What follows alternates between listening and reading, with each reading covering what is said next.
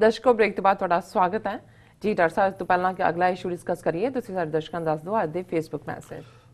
ਵੀਰ ਗੁਰਪ੍ਰੀਤ ਸਿੰਘ ਲਿਖਦੇ ਨੇ, Balwinder Singh has been sentenced for 15 years in America according to Indian media. ਇਹ ਖਬਰ ਠੀਕ ਹੈ। ਬਲਵਿੰਦਰ ਸਿੰਘ ਜਿਹੜੇ ਕੈਲੀਫੋਰਨੀਆ ਔਰ ਉਹ ਸਾਰੇ ਦੇ ਨਾਲ ਜੋੜ ਕੇ ਲੰਬੀ ਚੌੜੀ ਕਹਾਣੀ ਇੱਥੋਂ ਦੀਆਂ ਏਜੰਸੀਆਂ ਨੇ, ਇੰਡੀਅਨ ਏਜੰਸੀਆਂ ਦੇ ਝੂਠ ਤੇ ਬਲੀਵ ਕਰਕੇ ਬਣਾਈ।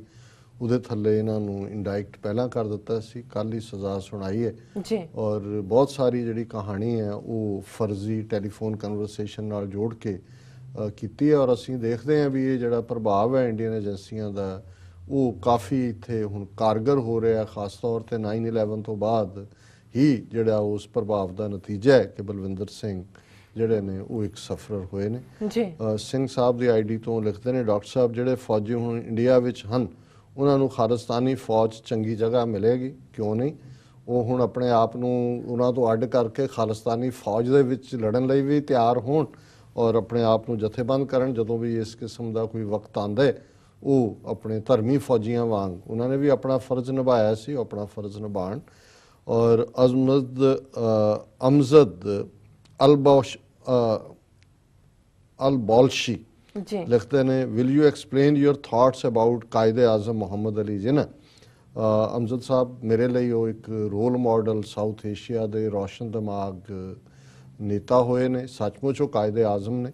ਅਸੀਂ ਉਹਨਾਂ ਦੇ ਜਨਮ ਦਿਨ ਦੇ ਉੱਤੇ ਇੱਥੇ ਜਿਹੜਾ ਫੰਕਸ਼ਨ ਨੂੰ ਸੰਬੋਧਨ ਵੀ ਕੀਤਾ ਸੀ। ਤੁਸੀਂ ਰਿਸਰਚ ਕਰੋਗੇ ਤੇ ਸਾਡੀ ਇੱਕ ਸਪੀਚ ਜਿਹੜੀ ਕਿ ਉਹਨਾਂ ਪ੍ਰਤੀ ਸਾਡਾ ਕੀ ਨਜ਼ਰੀਆ ਉਸ ਨੂੰ ਤੁਸੀਂ ਦੇਖ ਸਕਦੇ ਹੋ। ਮੁਹੰਮਦ ਖਾਲਿਦ ਇਹ ਲਿਖਦੇ ਨੇ, doctor Sahib I pray for you and I request Sikh brothers and sisters to follow this real leader to get Khalistan. Such leaders are not born every day. I see him great after Quaid-e-Azam. Pakistan ਜ਼ਿੰਦਾਬਾਦ, ਖਾਲਿਸਤਾਨ ਜ਼ਿੰਦਾਬਾਦ। ਖਾਲਿਦ ਸਾਹਿਬ ਇਹ ਤੁਹਾਡੀ ਨਵਾਜ਼ਿਸ਼ ਹੈ। ਅਸੀਂ ਇੱਕ ਸਧਾਰਨ activist ਹਾਂ ਕੌਮੀ ਘਰ ਖਾਲਿਸਤਾਨ ਬਣਾਉਣ ਦੇ। ਕਾਇਦੇ ਆਜ਼ਮ ਬਹੁਤ ਵੱਡੀ ਸ਼ਖਸੀਅਤ ਸਨ ਔਰ ਮੈਂ ਹਮੇਸ਼ਾ ਹੀ ਉਹਨਾਂ ਤੋਂ ਇੰਸਪੀਰੇਸ਼ਨ ਲੈਂਦਾ ਹਾਂ, ਪ੍ਰੇਰਨਾ ਲੈਂਦਾ ਹਾਂ। ਸਰ ਕਪੂਰ ਸਿੰਘ ਜਿਹੜੇ 20ਵੀਂ ਸਦੀ ਦੇ ਮਹਾਨ ਸਿੱਖ ਫਿਲਾਸਫਰ ਹੋਏ ਨੇ, ਉਹਨਾਂ ਦੇ ਲਈ ਵੀ ਅਲਾਮਾ ਇਕਬਾਲ ਔਰ ਕਾਇਦੇ ਆਜ਼ਮ ਮੁਹੰਮਦ ਅਲੀ ਜਿਨਾ ਉਹ ਇੱਕ ਰੋਲ ਮਾਡਲ ਰਹੇ ਨੇ। ਤੁਹਾਡਾ ਬਹੁਤ ਬਹੁਤ ਸ਼ੁਕਰੀਆ, ਤੁਸੀਂ ਇਹਨਾਂ ਮਾਣ ਦਿੰਦੇ ਹੋ। ਵੀਰ ਹਰਮੇਲ ਸਿੰਘ, ਗੁਰਦੀਪ ਧਾਲੀਵਾਲ, ਜੀਤਾ ਸੰਦਰ, ਅਮਨਦੀਪ ਸਿੰਘ, ਬਲਹਾਰ ਸਿੰਘ ਕੰਗ, ਰਜਿੰਦਰਪਾਲ ਸਿੰਘ, ਧਰਮ ਸਿੰਘ, ਅਜੀਤ ਸਿੰਘ, ਕੁਲਜੀਤ ਸਿੰਘ, ਇਹਨਾਂ ਰਜਿੰਦਰਪਾਲ ਸਿੰਘ, ਇਹਨਾਂ ਸਾਰਿਆਂ ਵੱਲੋਂ ਵਾਹਿਗੁਰੂ ਜੀ ਕਾ ਖਾਲਸਾ ਵਾਹਿਗੁਰੂ ਜੀ ਕੀ ਫਤਿਹ। ਨਰਿੰਦਰ ਸਿੰਘ ਜੋਸਨ ਲਿਖਦੇ ਨੇ, ਵਾਹਿਗੁਰੂ ਜੀ ਕਾ ਖਾਲਸਾ ਵਾਹਿਗੁਰੂ ਜੀ ਕੀ ਫਤਿਹ। ਡਾਕਟਰ ਸਾਹਿਬ ਜੀ ਤੇ ਭੈਣ ਨੀਲਮ ਕੌਰ ਜੀ, ਵਾਹਿਗੁਰੂ ਆਪ ਨੂੰ ਚੜ੍ਹਦੀ ਕਲਾ 'ਚ ਰੱਖੇ। ਆਪ ਇਸ ਤਰ੍ਹਾਂ ਹੀ ਕੌਮ ਦੀ ਸੇਵਾ ਕਰਦੇ ਰਹੋ। ਉਹ ਦਿਨ ਦੂਰ ਨਹੀਂ ਜਦ ਸਾਡਾ ਆਪਣਾ ਕੌਮੀ ਘਰ ਹੋਵੇਗਾ। ਦਸ਼ਮੇਸ਼ ਪਿਤਾ ਸਾਡੇ ਅੰਗ ਸੰਗ ਹਨ। ਖਾਲਿਸਤਾਨ ਜ਼ਿੰਦਾਬਾਦ, ਜ਼ਿੰਦਾਬਾਦ, ਜ਼ਿੰਦਾਬਾਦ, ਜ਼ਿੰਦਾਬਾਦ ਉਹਨੇ 5 ਵਾਰ ਲਿਖਿਆ। ਸੋ ਨਰਿੰਦਰ ਸਿੰਘ ਜੋਸ਼ਨ ਜੀ, ਇਹ ਆਸਟਰੀਆ ਵਿਆਨਾ ਤੋਂ ਇਹਨਾਂ ਨੇ ਲਿਖਿਆ। ਤੁਹਾਡਾ ਬਹੁਤ ਬਹੁਤ ਸ਼ੁਕਰੀਆ। ਔਰ ਮੈਂ ਸਮਝਦਾ ਵੀ ਇਹੀ ਚੜ੍ਹਦੀ ਕਲਾ ਦੀ ਸਪਿਰਿਟ ਜਿਹੜੀ ਹੈ ਉਹ ਹਮੇਸ਼ਾ ਰਹਿਣੀ ਚਾਹੀਦੀ ਹੈ। ਵੀਰ ਹਰਮੇਲ ਸਿੰਘ ਲਿਖਦੇ ਨੇ, ਵਾਹਿਗੁਰੂ ਜੀ ਕਾ ਖਾਲਸਾ ਵਾਹਿਗੁਰੂ ਜੀ ਕੀ ਫਤਿਹ। ਕੈਪਟਨ ਅਤੇ ਉਸਦੇ ਸਾਥੀਆਂ ਨੂੰ ਖੁੱਲ੍ਹੀ ਵਿਚਾਰ ਚਰਚਾ ਦਾ ਸੱਦਾ ਦਿਓ, ਜਿੱਥੇ ਮਰਜ਼ੀ ਆ ਜਾਣ। ਡਾਕਟਰ ਸਾਹਿਬ ਤੁਸੀਂ ਛੱਡੋ, ਇਹਨਾਂ ਲਈ ਮੈਂ ਹੀ ਕਾਫੀ ਹਾਂ। ਮੈਨੂੰ ਥਾਪੜਾ ਦਿਓ, ਇਹਨਾਂ ਸਿੱਖ ਕੌਮ ਦੇ ਕਾਤਲਾਂ ਦੀ ਚੰਗੀ ਤਰ੍ਹਾਂ ਤਸੱਲੀ ਕਰਵਾਵਾਂਗੇ। ਬਹੁਤ ਬਹੁਤ ਸ਼ੁਕਰੀਆ ਵੀਰ ਹਰਮੇਲ ਸਿੰਘ ਜੀ। ਇਸ ਕੋਈ ਸ਼ੱਕ ਨਹੀਂ ਹੈ ਕਿ ਝੂਠ ਦੇ ਪੈਰ ਨਹੀਂ ਹੁੰਦੇ। ਇਹਨਾਂ ਦਾ ਤਾਂ ਸਾਰਾ ਹੀ ਜਿਹੜਾ ਆਲਾ ਸਿੰਘ ਤੋਂ ਲੈ ਕੇ ਜਿਹੜਾ ਇਹਨਾਂ ਦਾ ਸਾਰਾ ਇਤਿਹਾਸ ਉਹ ਇੰਨਾ ਕੁ ਦਾਗਦਾਰ ਹੈ ਔਰ 4 ਚੁਫੇਰੇ ਇਸ ਦੇ ਸਬੂਤ ਨੇ। ਔਰ ਫਿਰ ਵੀ ਤੁਹਾਡਾ ਬਹੁਤ ਬਹੁਤ ਸ਼ੁਕਰੀਆ, ਤੁਸੀਂ ਸਾਡੇ ਇਸ ਮੁੱਦੇ ਦੇ ਉੱਤੇ ਆਪਣੇ ਵਿਚਾਰ ਦਿੱਤੇ ਨੇ ਜੀ। ਡਾਕਟਰ ਸਾਹਿਬ ਅਗਲੇ ਇਸ ਬਾਰੇ ਕੀ ਕਹਿਣਾ ਚਾਹੋਗੇ ਜੇ ਟਾਈਮ ਹੈਗਾ ਤੇ ਡਿਸਕਸ ਕਰ ਲਓ। ਹਾਂ, ਇੱਕ ਇਸ਼ੂ, ਹਾਲਾਂਕਿ ਕਿਉਂਕਿ ਨਾਨਕਸ਼ਾਹੀ ਕੈਲੰਡਰ ਦਾ ਵਰ੍ਹਾ 549 ਜਿਹੜਾ ਹੈ ਉਹ 14 ਮਾਰਚ ਨੂੰ ਪਹਿਲੀ ਚੇਤ ਨਾਲ ਸ਼ੁਰੂ ਹੋਏਗਾ ਔਰ ਅਸੀਂ ਉਸ ਬਾਰੇ ਉਸ ਦਿਨ ਵੀ ਗੱਲ ਕਰਾਂਗੇ। ਪਰ ਅੱਜ ਜਾਂਦੇ ਜਾਂਦੇ ਜਦੋਂ ਮੈਂ ਖਬਰ ਦੇਖੀ ਤੇ ਫਿਰ ਇੱਕ ਹੈਡਲਾਈਨ ਟ੍ਰਿਬਿਊਨ 'ਚ ਲੱਗੀ ਹੋਈ ਸੀ, ਨਾਨਕਸ਼ਾਹੀ ਕੈਲੰਡਰ ਰਿਲੀਜ਼ਡ, ਕਿ ਜਿਹੜਾ ਡਿਸਗਰੰਟਲਡ ਰਿਜੈਕਟਡ ਜਥੇਦਾਰ ਅਕਾਲ ਤਖਤ ਗਿਆਨੀ ਗੁਰਬਚਨ ਸਿੰਘ ਜਿਹੜਾ 4 ਦੀਵਾਰੀ 'ਚੋਂ ਬਾਹਰ ਨਹੀਂ ਨਿਕਲਦਾ, ਅੱਗੇ ਹਰ ਚੌਥੇ ਦਿਨ ਬਾਹਰ ਤੁਰੇ ਹੁੰਦੇ ਸੀ, ਹੁਣ ਇੱਥੇ ਵੀ ਗੁਰਦੁਆਰਾ ਰਿਚਮੰਡ ਹਿੱਲ ਵੀਰ ਬਲਜਿੰਦਰ ਸਿੰਘ ਨੇ ਚੈਲੰਜ ਕੀਤਾ ਸੀ। ਔਰ ਥਾਂ ਥਾਂ ਉਸ ਤੋਂ ਬਾਅਦ ਜੋ ਕੰਮ ਇਹਨਾਂ ਨੇ ਸੌਦਾ ਸਾਹਿਬ ਦੇ ਖਿਲਾਫ ਜਿਹੜਾ ਗੁਰਮਤਾ ਉਹਨੂੰ ਵਾਪਸ ਲੈ ਕੇ ਕੀਤਾ, ਜਿਵੇਂ ਬਾਦਲਾਂ ਦੀ ਬਿਲਕੁਲ ਹੀ ਮੁੱਠੀ ਚਾਪੀ ਤੇ ਉਤਰ ਆਏ ਔਰ ਹੁਣ ਸੌਦਾ ਸਾਧ ਦੇ ਡੇਰੇ 9 ਇਹਨਾਂ ਦੇ ਉਮੀਦਵਾਰ ਜਿਹੜੇ ਸੀ ਅਕਾਲੀਆਂ ਦੇ ਬਠਿੰਡਾ ਮਾਨਸਾ ਜ਼ਿਲ੍ਹੇ ਦੇ ਬੈਠੇ ਔਰ ਕੋਈ ਕਾਰਵਾਈ ਇਹਨਾਂ ਚੋਣਾਂ ਉਸ ਵੇਲੇ ਦਿੱਲੀ ਕਮੇਟੀ ਚੋਣਾਂ ਵੀ ਹੁਣ ਨਤੀਜੇ ਆ ਗਏ। ਹੁਣ ਕਹਿੰਦੇ ਹੋਲੇ ਮਹੱਲੇ ਤੋਂ ਬਾਅਦ ਸਾਨੂੰ ਕਮੇਟੀ ਰਿਪੋਰਟ ਮਿਲ ਗਈ ਪਰ ਜਿਹੜਾ ਉਹਨੇ ਕੁਫਰ ਤੋਲਿਆ ਜਥੇਦਾਰ ਨੇ ਉਹ ਪਿਕਚਰ ਹੈ ਕਿ ਜੀ ਉਹ ਰਿਲੀਜ਼ ਕਰ ਰਿਹਾ ਕੈਲੰਡਰ ਨਾਲ ਸ਼੍ਰੋਮਣੀ ਕਮੇਟੀ ਦੇ ਜਿਹੜੇ ਤਨਖਾਹਦਾਰ ਖੜੇ ਨੇ ਔਰ ਉਹਨੂੰ ਜਦੋਂ ਇਹ ਪੁੱਛਿਆ ਮੀਡੀਆ ਵੱਲੋਂ ਕਿ ਜੀ ਜਿਹੜਾ ਮੂਲ ਨਾਨਕਸ਼ਾਹੀ ਕੈਲੰਡਰ ਸੀ 2003 ਦਾ ਔਰ ਉਹਨੂੰ ਬਾਅਦ ਦੇ ਵਿੱਚ ਤੁਸੀਂ 2010 ਚ ਅਮੈਂਡ ਕੀਤਾ, ਉਹਨੂੰ ਉਹ ਬਿਕਰਮੀ ਕੈਲੰਡਰ ਦਾ ਹੀ ਨਾਂ ਤੁਸੀਂ ਨਾਨਕਸ਼ਾਹੀ ਕੈਲੰਡਰ ਰੱਖਿਆ, ਇਹਦੇ 'ਚ ਤੁਸੀਂ ਕੋਈ ਜਿਹੜੀਆਂ ਸੋਧਾਂ ਦੀ ਗੱਲ ਸੀ ਕਿ ਇਹਨੂੰ ਵਾਪਸ 2000 ਤੱਕ ਨਹੀਂ ਜੀ, ਕਹਿੰਦਾ ਸਾਨੂੰ ਕੋਈ ਸੁਝਾਅ ਹੀ ਨਹੀਂ ਆਇਆ ਔਰ ਇਹ ਬਿਲਕੁਲ ਇਹ ਜਿਹੜਾ ਕੈਲੰਡਰ ਹੈ ਗੁਰਬਾਣੀ ਇਤਿਹਾਸ ਅਨੁਸਾਰ ਫਲਾਣਾ ਢਿਮਕਾ ਔਰ ਸਾਰੇ ਇਹਨੂੰ ਮੰਨੋ ਤਾਂ ਕਿ ਯੂਨਿਟੀ ਹੋ ਜਾਏ। ਕਿਸ ਹੱਦ ਤੱਕ ਬੇਈਮਾਨੀ। ਅਸੀਂ ਅਰੂੜ ਸਿੰਘ ਦੀ ਗੱਲ ਕਰਦੇ ਹਾਂ, ਉਹਨੇ ਤਾਂ ਇੱਕ ਵਾਕਿਆ ਕੀਤਾ, ਉਹਨੂੰ ਡਾਇਰ ਨੂੰ ਦੇ ਕੇ ਉਸ ਨਿੰਦਿਆ ਵੀ ਗਿਆ, ਉਹਨੇ ਗਲ 'ਚ ਪੱਲਾ ਪਾ ਕੇ ਮਾਫੀ ਵੀ ਮੰਗੀ। ਅੱਜ ਤੱਕ ਨਹੀਂ ਅਸੀਂ ਉਹਦਾ ਖਹਿੜਾ ਛੱਡਦੇ ਕਿ ਜੀ ਉਹਨੇ ਡਾਇਰ ਨੂੰ ਸਿਰੋਂ ਪਾਉ ਦਿੱਤਾ ਸੀ। ਪਰ ਆਹ ਜਿਹੜੇ ਨੇ ਅਰੂੜ ਸਿੰਘ ਤੋਂ ਬਦਤਰ ਲੋਕ ਜਿਹੜੇ ਸਾਡੇ ਸਾਹਮਣੇ ਅਕਾਲ ਤਖਤ ਦੇ ਸਤਿਕਾਰ ਨੂੰ ਮਾਣ ਨੂੰ ਔਰ ਝੂਠਾ ਜਿਹੜਾ ਇਹ ਸਾਰਾ ਇਹਨਾਂ ਦਾ ਰੂਲ ਹੈ।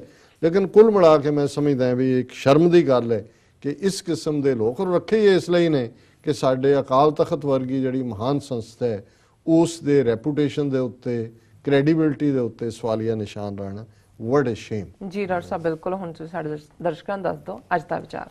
ਅੱਜ ਦੇ ਵਿਚਾਰ ਲਈ ਅਸੀਂ ਗੁਰੂ ਨਾਨਕ ਪਾਤਸ਼ਾਹ ਦਾ ਜਿਹੜਾ ਗੁਰੂ ਗ੍ਰੰਥ ਸਾਹਿਬ ਜੀ ਦੇ ਅੰਗ 473 ਤੇ ਸ਼ਬਦ ਹੈ ਔਰ ਆਸਾ ਦੀ ਵਾਰ 'ਚ ਵੀ ਅਸੀਂ ਉਸ ਨੂੰ ਪੜ੍ਹਦੇ ਹਾਂ। ਮਹੱਲਾ ਪਹਿਲਾ ਦੇ ਥੱਲੇ ਭੰਡ ਜੰਮੀ ਹੈ ਭੰਡ ਨਿੰਮੀ ਹੈ, ਭੰਡ ਮੰਗਣ ਵਿਆਹੋ, ਭੰਡੋ ਹੋਵੇ ਦੋਸਤੀ, ਭੰਡੋ ਚੱਲੈ ਰਾਹੋ, ਭੰਡ ਮੂਆ ਭੰਡ ਭਾਲੀਐ, ਭੰਡ ਹੋਵੇ ਬੰਧਾਨ, ਸੋ ਕਿਉਂ ਮੰਦਾ ਆਖੀਐ ਜਿਤ ਜੰਮੇ ਰਾਜਾਨ, ਭੰਡੋ ਹੀ ਭੰਡ ਉਪਜੈ, ਭੰਡੈ ਬਾਜ ਨਾ ਕੋਏ, ਨਾਨਕ ਭੰਡੈ ਬਾਹਰਾ, ਏਕੋ ਸੱਚਾ ਸੋਏ, ਜਿਤ ਮੁਖ ਸਦਾ ਸਲਾਹੀਐ, ਭਾਗਾ ਰੱਤੀ ਚਾਰ, ਨਾਨਕ ਤੇ ਮੁਖ ਉਜਲੇ, ਤਿਤ ਸੱਚੇ ਦਰਬਾਰ। ਜੀ ਅਸੀਂ ਸਮਝਦੇ ਹਾਂ ਵੀ ਜਿਹੜੀ ਟ੍ਰਿਬਿਊਟ ਗੁਰੂ ਨਾਨਕ ਸਾਹਿਬ ਨੇ ਦਿੱਤੀ, ਪੁਰਾਤਨ ਪੰਜਾਬੀ 'ਚ ਇਸਤਰੀ ਦੇ ਲਈ ਸ਼ਬਦ ਭੰਡ ਇਸਤੇਮਾਲ ਕੀਤਾ ਜਾਂਦਾ ਸੀ ਜੀ ਔਰ ਗੁਰੂ ਸਾਹਿਬ ਨੇ ਸਾਰੀ ਕ੍ਰੀਏਸ਼ਨ ਔਰ ਔਰਤ ਦਾ ਦਰਜਾ, ਅਸੀਂ ਤਾਂ ਜ਼ਬਾਨੀ ਕਲਾਮੀ ਕਹਿੰਦੇ ਹਾਂ,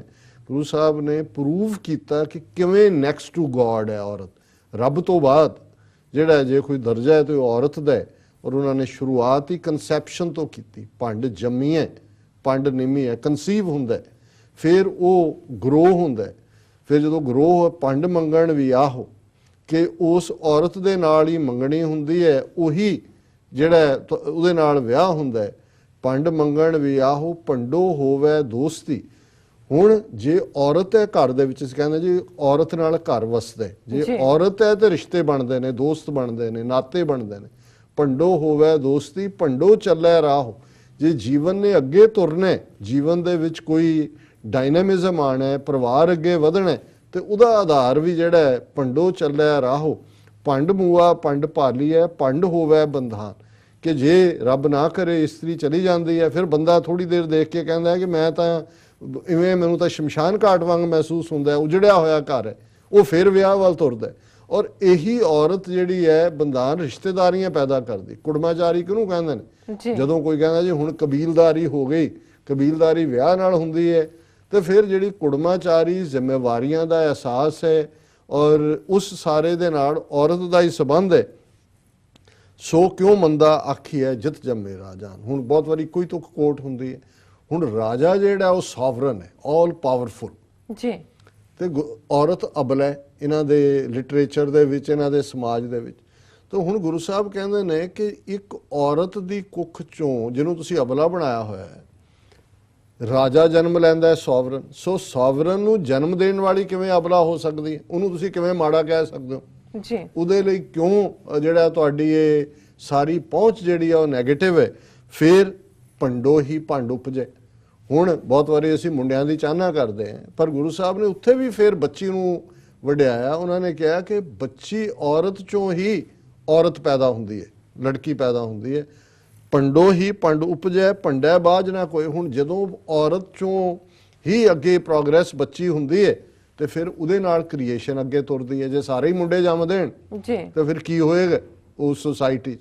ਸੋ ਇੱਥੇ ਭੰਡਾ ਬਾਝ ਨਾ ਕੋਏ, ਗੁਰੂ ਸਾਹਿਬ ਨੇ ਕਿਹਾ ਵੀ ਕ੍ਰੀਏਸ਼ਨ ਕੋਈ ਵੀ ਗ੍ਰਸਤਨ ਮੇ ਤੂੰ ਵੱਡੋ ਗ੍ਰਸਤੀ, ਗੁਰੂ ਸਾਹਿਬ ਨੇ ਕਿਹਾ ਕਿ ਵੀ ਤੂੰ ਵੱਡਾ ਗ੍ਰਸਤੀ ਹੈ, ਇਹ ਸਾਰੀ ਕ੍ਰੀਏਸ਼ਨ ਹੀ ਤੂੰ ਕੀਤੀ ਹੈ, ਪਰ ਭੰਡਾ ਬਾਝ ਨਾ ਕੋਈ। ਹਰ ਇੱਕ ਦੇ ਵਿੱਚ ਫੀਮੇਲ ਹੈ, ਬੇਸ਼ੱਕ ਉਹ ਔਰਤ ਦੀ ਕ੍ਰੀਏਸ਼ਨ ਹੈ, ਐਨੀਮਲ ਕਿੰਗਡਮ ਹੈ, ਦੂਜਾ ਈਵਨ ਪਲਾਂਟਸ ਦੇ ਵਿੱਚ ਹੈ, ਅਸੀਂ ਕ੍ਰਾਸ ਪੋਲੀਨੇਸ਼ਨ ਦੇਖਦੇ ਹਾਂ।